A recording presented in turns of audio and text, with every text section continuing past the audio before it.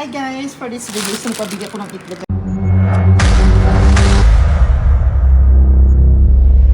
Kasi nga, yung itlog doon sa baba is nag-sale ang mga itlog guys, nag-sale. Tag, 11 real lang yung tray.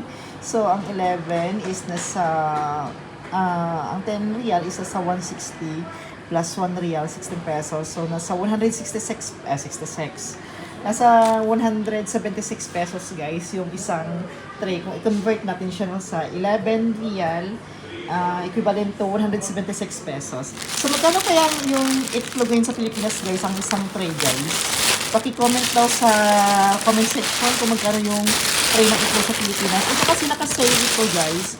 Brown pa na itlog. Brown. Yan.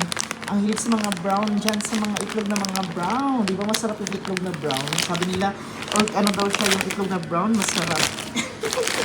Masarap naman talaga ang itlog guys. No? Yan.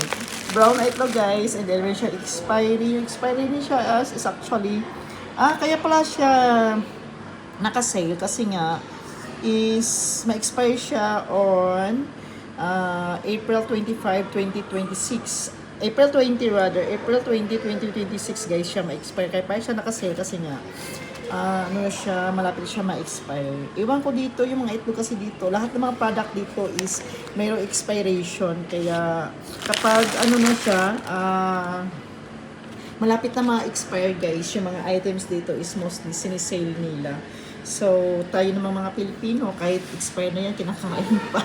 So, yan na guys. Magkano kaya yun ang tray ng itlog sa Pilipinas? Especially itong brown egg. Yan. Brown egg. Don't panic because it's organic. Sa mga mahilig dyan sa mga brown na itlog, mag-comment daw kayo, kung just comment down below kung mahilig kayo sa brown na itlog. Yan guys. 176 lang to siya guys. Kung i-convert natin yung 11 real into peso equals 176 pesos. 176 peso guys. Yan. Isang tray na siya na brown egg.